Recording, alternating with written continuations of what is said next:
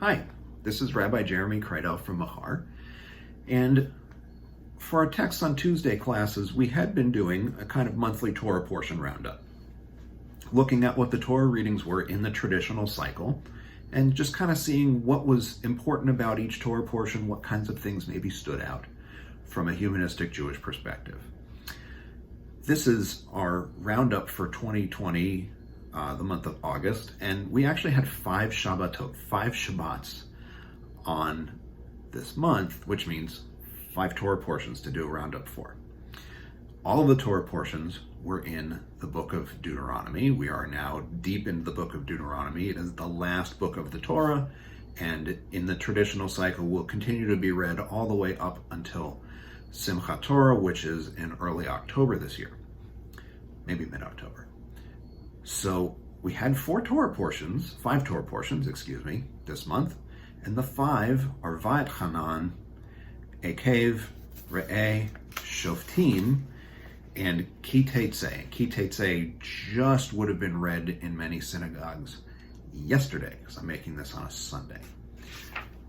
Each of them has different things that are historically interesting and interesting from our humanistic Jewish perspective.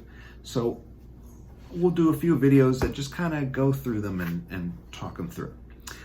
So we'll talk about Vayet Hanan in this video. And Vayet Hanan is really the first word of the Torah portion. That's how it gets its name. And Vayet Hanan means, and I pled a case. I asked for favor. And this is Moses saying, I asked, in this case Yahweh, to relent on the idea that I can't enter the land of Israel. So to recap where we are in Deuteronomy itself is supposed to be one long speech by Moses, his last speech to the Israelites as they are waiting to cross the Jordan River. He says, I can't go with you. Here's what I have to tell you. And what he has to tell them is kind of repetitive. Has to be said. It's kind of repetitive. Some of it is a repetition of laws that we've seen elsewhere in the Torah. Some of it's a repetition of stories we've seen elsewhere in the Torah. And some of it is totally new material. And in Vayet Hanan, he's saying, I asked Yahweh to kind of cut me a break here and let me cross over. And Yahweh said no.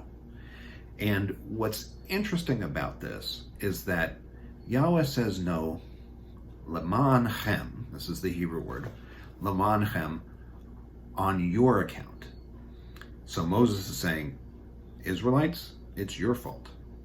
It's on your account that I don't get to cross over. And a traditional Jewish commentator, Rashi, says what this means is that God actually caused the Israelites to rebel enough to make Moses respond in a way that he's not supposed to have responded in the circumstances that he was in, made Moses do something bad so that Moses wouldn't cross over, which means that Moses not crossing over is, according to Rashi, the plan the whole time. We don't have any historical evidence that Moses lived. This is a story that's brought over from the book of Numbers, but the explanation is different.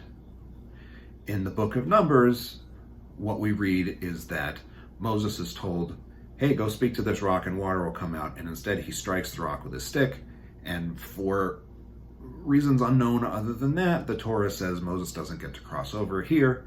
Moses doesn't get to cross over on account of the Israelites. And Rashi is trying to smooth over the differences here.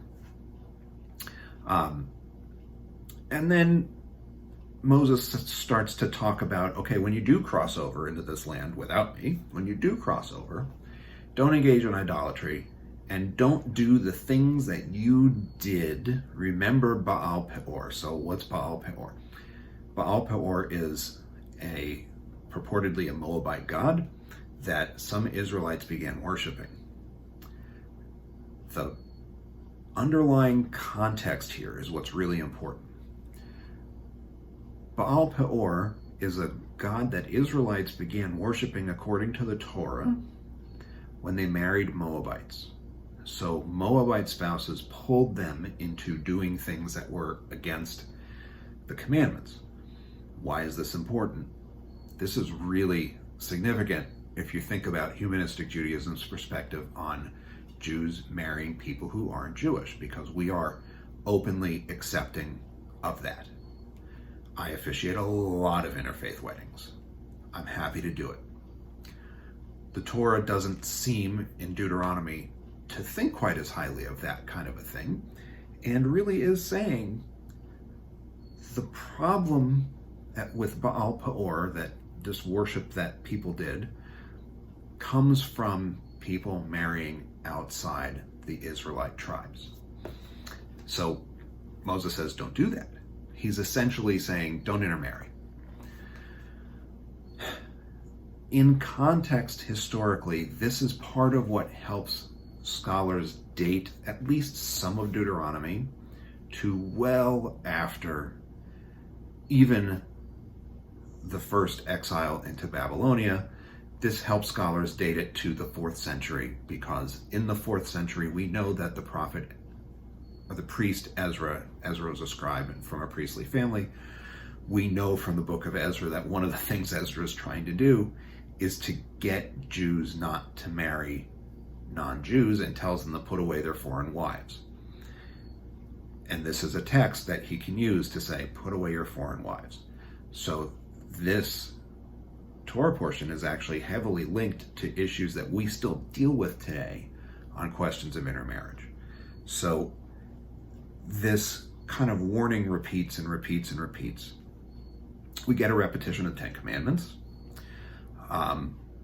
We get a listing of 7 nations that you should not marry into, that you should blot out because of idolatry. When you go to war against them, you're supposed to wipe out their cities. We get a reminder to keep commandments. We get discussion of the basic theological premise of Deuteronomy and the related books. So the related books are Joshua, Judges, 1st and 2nd Samuel, and 1st and 2nd Kings. These are referred to as the Deuteronomistic books because they share a worldview, and the worldview is this: follow the commandments and you'll prosper, break the commandments and you'll suffer. So that worldview is presented over and over and over again. What's interesting about this worldview is that it's not just limited to the generation or the person that does the wrong thing. So we have Yahweh described as visiting righteousness upon the 1000th generation, but wickedness on the 3rd and 4th generation beyond the sinner. So this is really bad news. This is a portrayal of a God who is willing to punish subsequent generations who had nothing to do with whatever was done in prior generations. So this is theologically pretty difficult. Our repetition of the 10 Commandments I mentioned. One of the things that's really interesting about this repetition of the 10 Commandments is the main difference between this 10 Commandments and the first one we see in the Torah, which is in Exodus, is what you're supposed to do about Shabbat. In Exodus, the instruction is Zachor, remember Shabbat. Here, it's keep Shabbat. So in Exodus, the Hebrew word is Zachor, remember. Here, it's Shamor, keep. So it's an instruction to keep Shabbat. Helps us know that these are different texts, but that somebody made an intentional change, probably. And then a couple of other interesting things. One, this Torah portion has the Shema in it, so the line, Shema Yisrael, and then the first paragraph, the one that talks about mezuzot, and saying the text when you lie down and when you rise up. As well, I mentioned this thing about revisiting visiting sin on the 1000th generation, but visiting sin upon the 3rd and 4th generation, and visiting righteousness upon the 1000th.